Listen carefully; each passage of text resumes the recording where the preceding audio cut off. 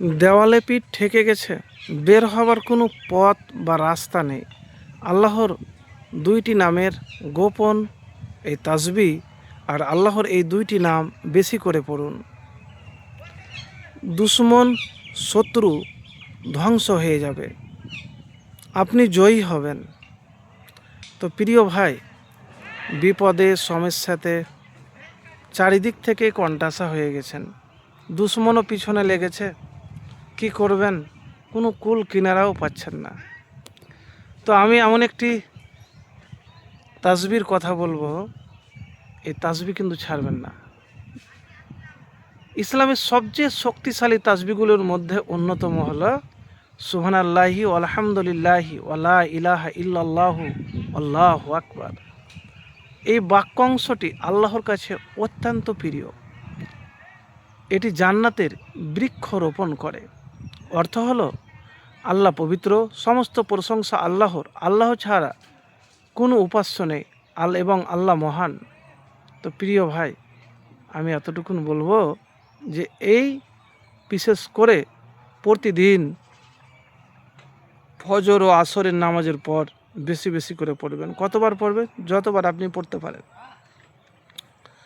এবারে আপনাকে বলবো যে দেওয়ালে পিঠ ঠেকে গিয়েছে, ব্যবসা করছেন, দুশ্মন শত্রু পিছনে লেগে গেছে, আপনার উন্নতি দেখে সহ্য করতে পারছে না, কি করবেন? সকালে এবং সন্ধ্যাতে আল্লাহুম্মা ইন্না নাজআলুকা ফি নুহুরিহিম ওয়া নাউযু বিকা মিন শুরুরিহিম তিনবার করে পড়বেন। তারপরও যখন দেখছেন যে শত্রু কোনোভাবেই আপনার পিছন ছাড়ছে না, তখন হাত উঠাবেন। হাত উঠিয়ে আপনি আল্লাহ সুবহানাহু ওয়া তাআলার কাছে মুনাজাত করবেন। কখন করবেন? গভীর রাত্রে নিয়মিত করার চেষ্টা করবেন। যদি এটা না পারেন তাহলে আজান ও ইকামতের মধ্যে ফজরের আজানের পর সুন্নাত পড়ে আপনি, বা আসরের আজানের পর আপনি এই সময়গুলোতে করবেন।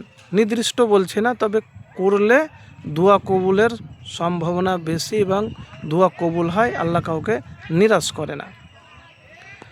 এবারে কিভাবে দোয়া করবেন?